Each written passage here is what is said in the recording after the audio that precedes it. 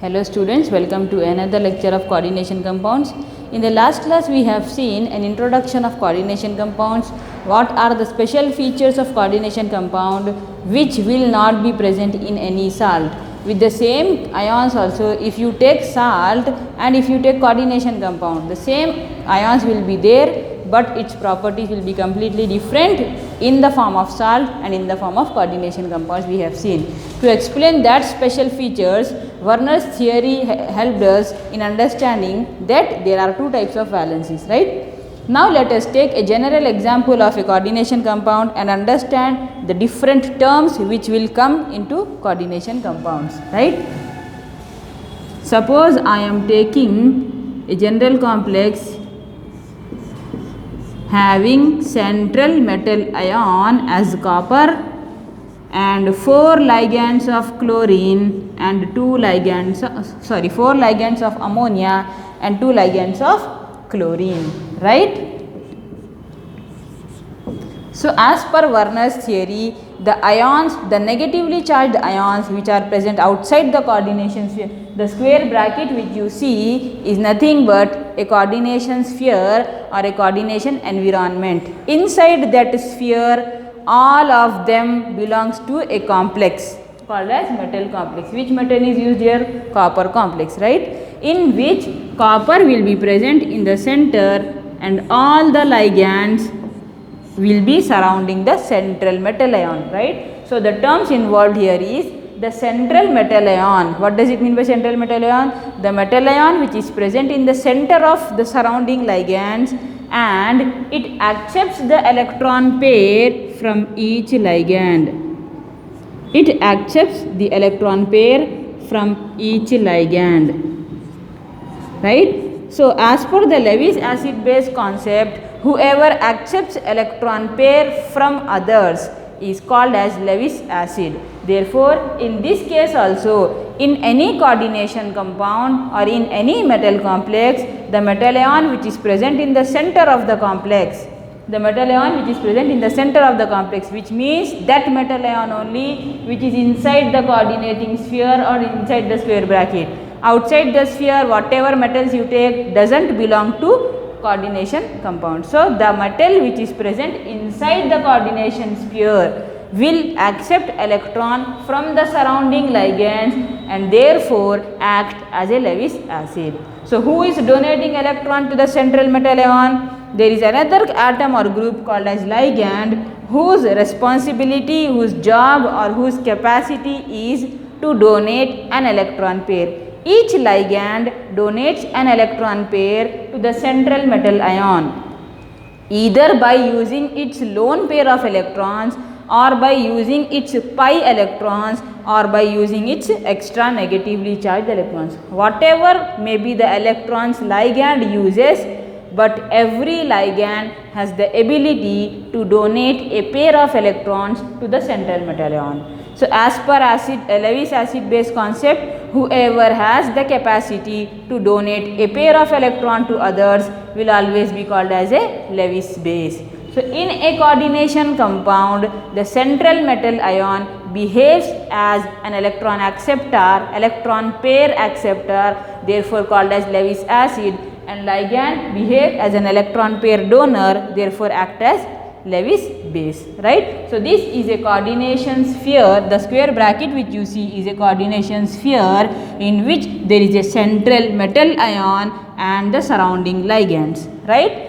Now what is the coordination number of the given complex? Every complex has its own coordination number. What does it mean by that? Coordination number is nothing but a secondary valency of the given complex. We have already seen in Werner's theory that primary valency means the ions which are present outside the coordination sphere or the negatively charged, particularly the negatively charged ions which are present outside the coordination sphere are called as primary valency, and either negative or neutral ligands which are present inside the coordination sphere are called as secondary valency. How many atoms or groups are present around the central metal that is the secondary valency of the given compound, and that is only the coordination number of the given compound. So in this case we can see that there are a total of 4 ammonia and 2 chlorines together making 6 ligands, and therefore the central metal ion is surrounded by 6 atoms or groups. Therefore secondary valency of the given compound is 6, primary valency of the given compound is only 1, right? And we also we have to also remember that primary valency will be satisfied only by negative ions. As you can see, the chloride ions which are outside the coordination sphere are contributing for primary valency. Even though you can see that chlorines are entering inside the sphere, but that does not that is not called as chloride. If it is outside the sphere, it is free chloride, then only it becomes a primary valency. The moment it enters inside the coordination sphere, it is not called as chloride, it becomes chloroligand, right? So secondary valency can be either negatively charged or neutral. Can you see any charge on ammonia? No. Therefore ammonia is a neutral ligand, whereas chloro is a negatively charged ligand. But for secondary valency, you can either take a neutral ligand or a negatively charged ligand, or all the neutral ligands or all the negatively charged ligand. There is no condition as such.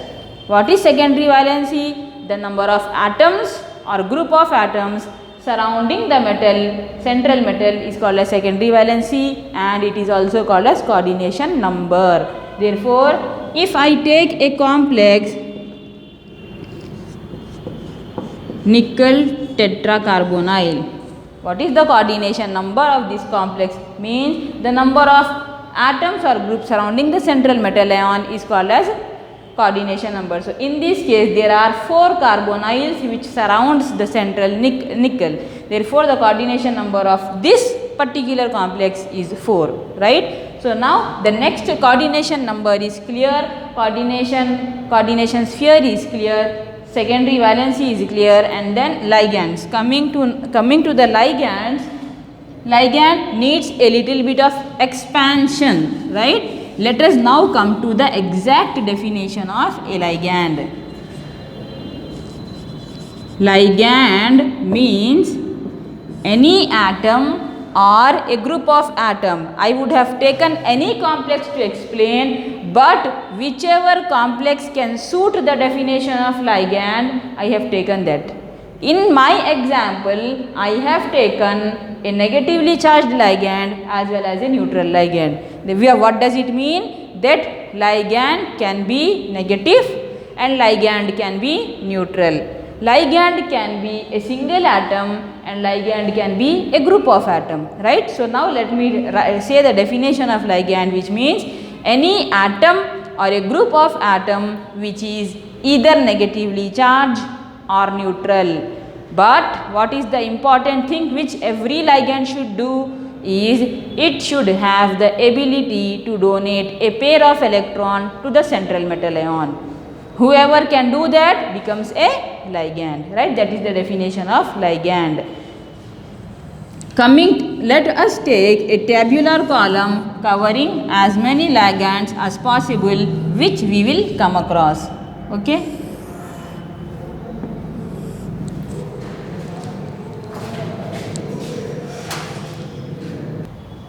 So now let us look at different ligands which are possible in the coordination compounds, right? I will be making a table in which the names, the structures and the symbols of ligand we shall see, right? Let us first look at the name of the ligand, then its structure, then its symbol, right? Starting from the given complex itself, let us take the first ligand as Cl minus, right? Cl minus is the first ligand. I am not writing the Cl minus which is outside the coordination sphere because we are not interested in who are outside the sphere. inside the sphere also this Cl is actually minus, right? So this is chloride. Then I told that any ions which are used to make a salt, it is called as, suppose if Cl minus is there, you will call it as chloride. Say for example sodium chloride, hydrogen chloride, like that. But the same Cl minus, if it is entering inside the coordination sphere, its identity changes completely, right? Just like its identity, even name also changes. You cannot still say Cl minus as chloride ligand, right? And you remember the rule that any ligand, as ligand can be neutral, ligand can be negative, but any ligand which is negatively charged, means on the ligand if you can see a negative charge, its name should end with a suffix O. Its name should end with a suffix O. Actually, what is the name of the Cl minus? It's chloride. But I will not write chloride. Its name I will write as chloro. Because this is a negatively charged ligand. Every negatively charged ligand should have the suffix O at the end. Okay. So now in the same series, let us take fluoro, bromo, iodo. Actually, what is the name of these ions? Fluoride, bromide, iodide. But if it becomes a ligand, its name is different now. What is the name of F minus?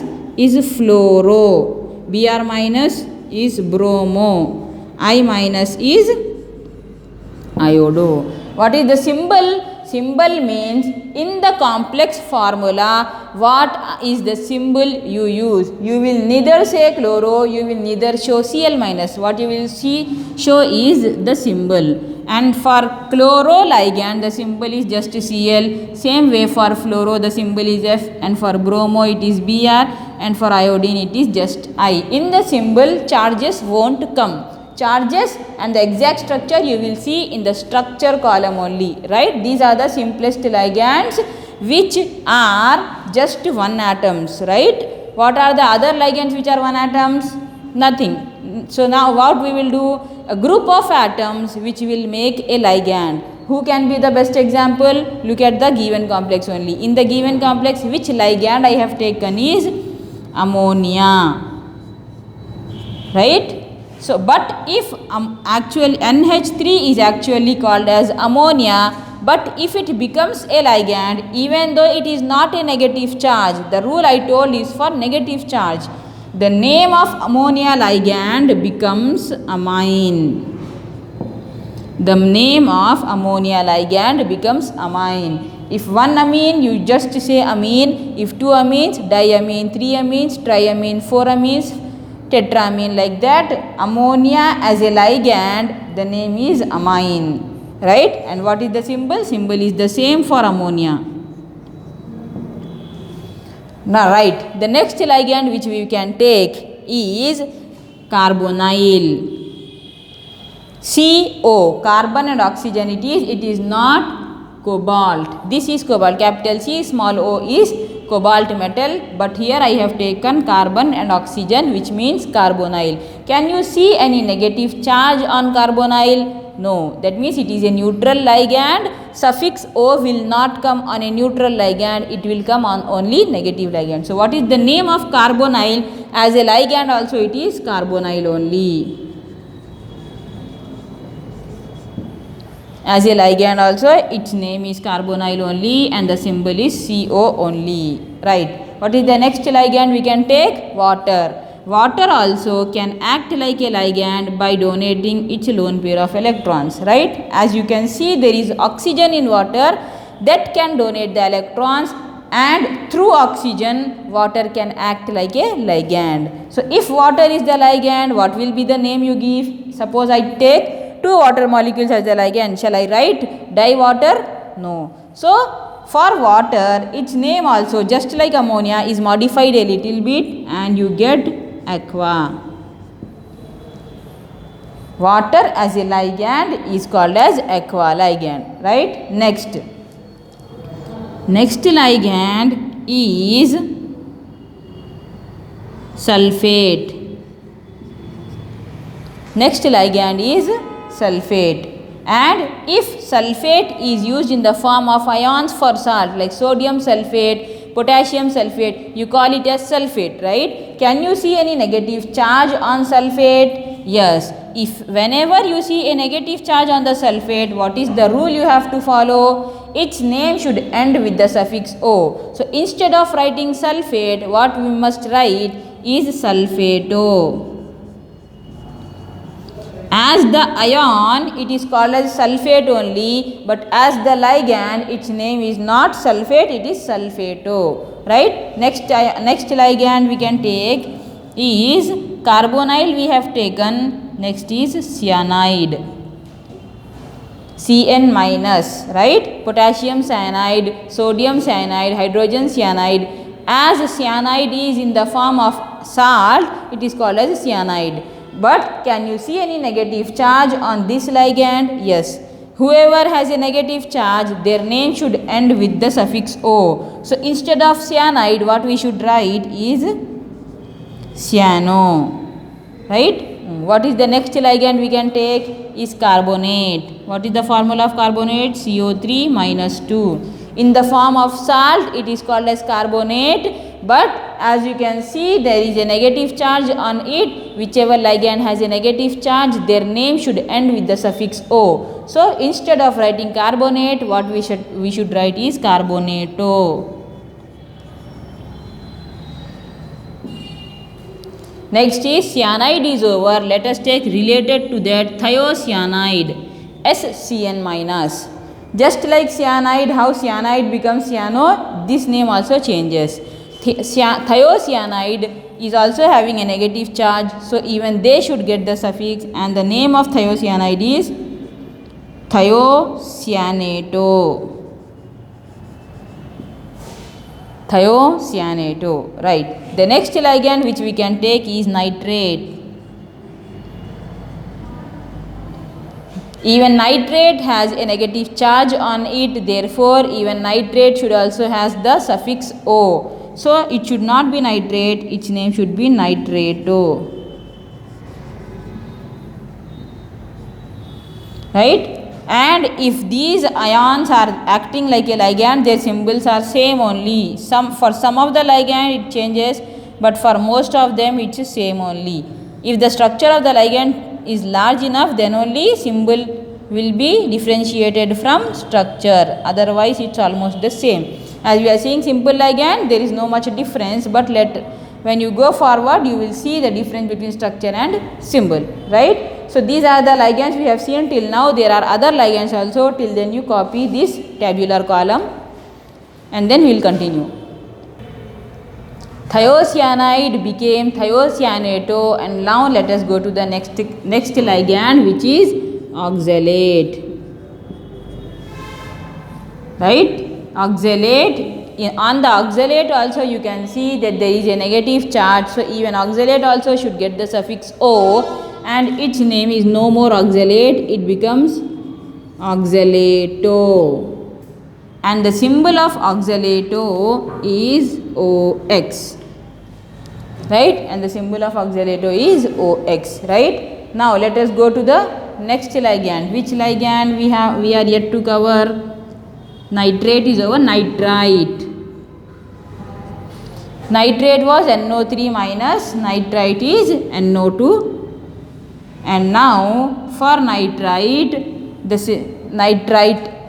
as nitrite is in the form of ion, it is called as nitrite, but if it becomes a ligand, you can see a negative charge, therefore even nitrite also should get the suffix O, and its name changes to nitrito or nitrito. NO3 minus was nitrato and NO2 minus is nitrito, right? So this is another ligand. Now let us move on to a different type of ligand, which is ethylene diamine. Ethylene in the center, one amine on right side, another amine on left side. So what is the name of this molecule or this ligand is ethylene diamine, because there are two amines, right? So its name is ethylene diamine, right? In this type of ligand, how many ethylenes you are taking? More than that, one more than ethylene is the number of amine, right? So if you have taken one ethylene, you have taken two amines, right? In the same way, you can increase the chain by taking two ethylenes in the same structure and three amines. So what will the structure become is CH2 CH2. This is one ethylene, CH2 CH2. This is another ethylene. In a single structure of the molecule, how many ethylenes can you see? 1, 2. So write what is the name of this compound? Diethylene. If ethylenes are 2, one more than ethylene will be amines. For 2 ethylenes, amine should be 3, right? So the name becomes triamine.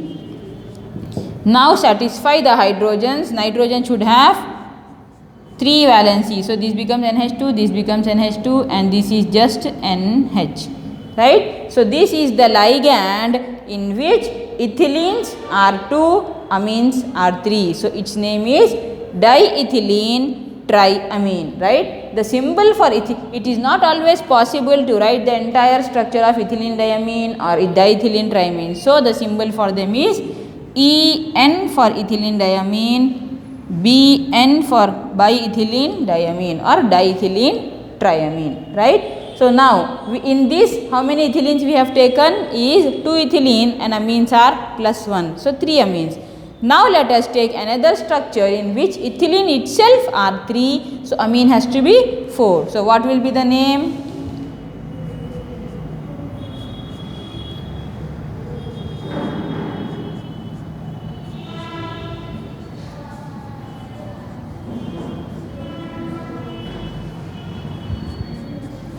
So this is the structure in which CH2 CH2 taken 2 times, CH2 CH2 taken 2 times, CH2 CH2 taken 2 times, right?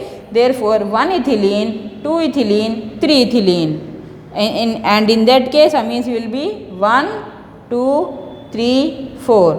And now satisfy the hydrogens.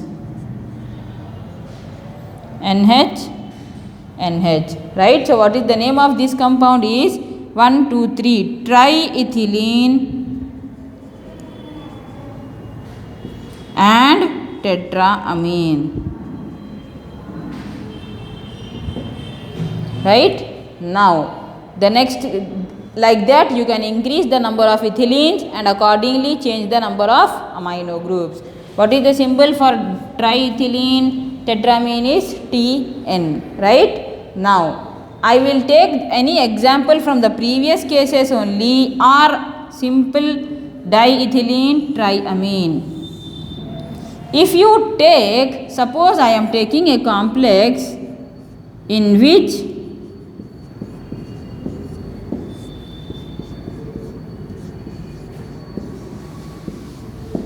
suppose I have taken a complex in which all the 6 ligands are amino groups only or ammonia ligand is there. All the 6 ligands are ammonia ligands. That means how many bonds are there between metal and ligand? Each ligand will make one bond with the metal. Therefore, total number of bonds are 6.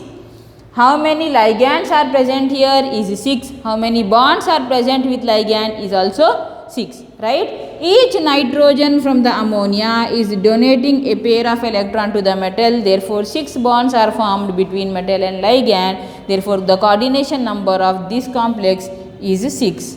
But if you come to the next complex, you can observe that in a single structure of the ligand, how many nitrogen atoms are coming? You can see that there are 2 nitrogen atoms, one on either side in a single structure of ethylene diamine. So out of these 2 nitrogen atoms, which nitrogen atom will form a bond with the central metal? Will only one nitrogen form a bond with the central metal or both the nitrogens form a bond with the central metal? The answer is In the ligand structure, how many donor atoms are present? That many donor atoms can form a bond with the central metal. In this case, there are two nitrogen atoms in a single structure. Both the nitrogen atoms can form a bond with the central metal, right? So, from each ligand, you can get two bonds with the metal. Therefore, instead of taking 6 ammonia, can I take 3 ethylene diamines? Yes. 6 ammonia makes 6 bonds. Each ethylene diamine make 2 bonds. Therefore, the total for ethylene diamine is also 6. What is the coordination number of the first complex is 6. What is the coordination number of the second complex is also 6. Right? Coordination number is not changing, but only the ligands are changing. And this type of ligand in which one ligand molecule is making, per ligand there are how many number of bonds are 2. Each ligand, if it is making 2 bond with the central metal, that means the capacity of ligand is double the capacity of the first ligand.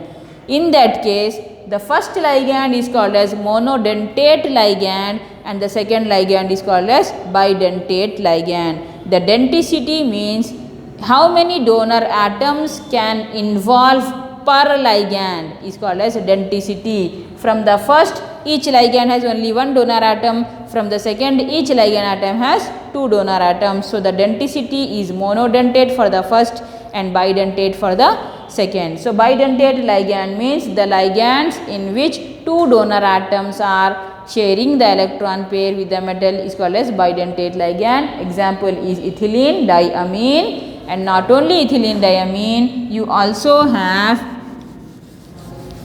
carbonate is also bidentate ligand. What is the structure of carbonate? CO3 minus 2 I told.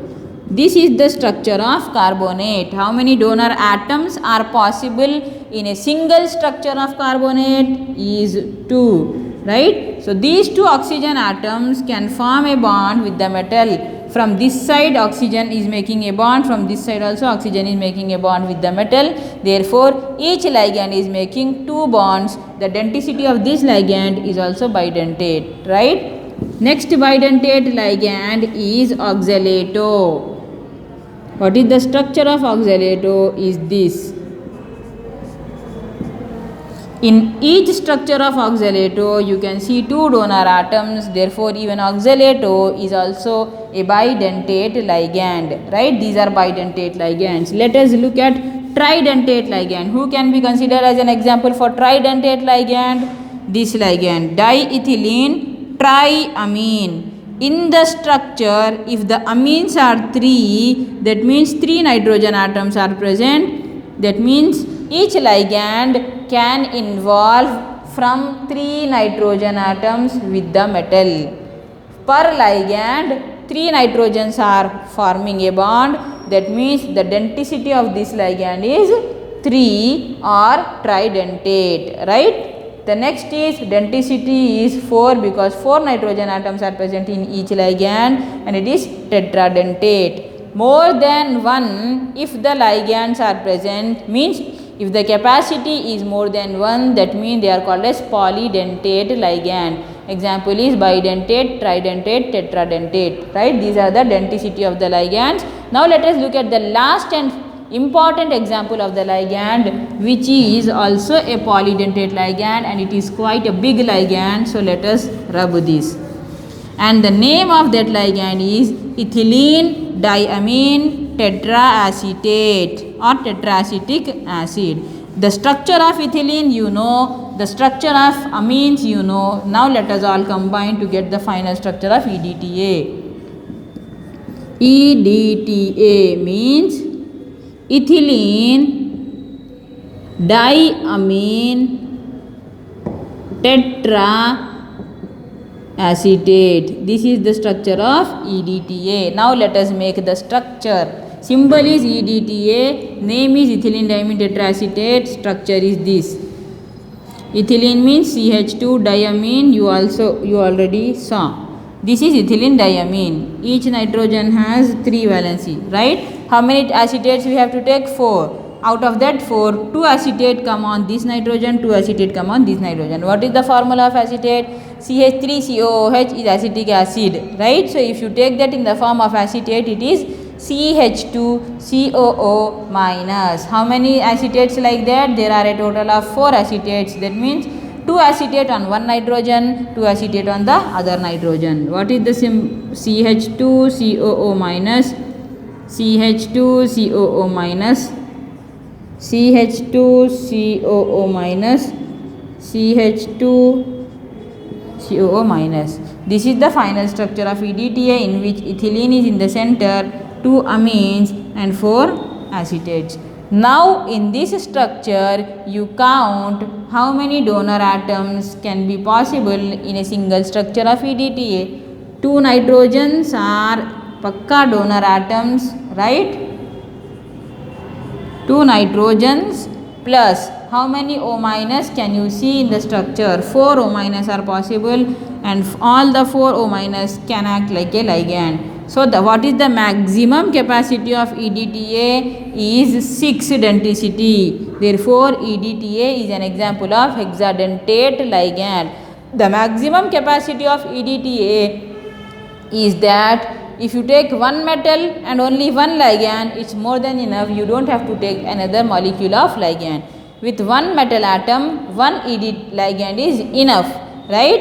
If you want to take EDTA more, what you should do is denticity of EDTA should be reduced, right? Maximum capacity is 6, but it is not always necessary that EDTA can act as hexadentate. Though its capacity is maximum 6, but sometimes it can act as pentadentate ligand, sometimes it can act as tetradentate or tridentate or bidentate, but its maximum capacity is hexadentate ligand. This is the structure of EDTA. After knowing the structures of ligands, let us move into the IUPAC nomenclature in the next class. Okay, till then note down this, and thank you.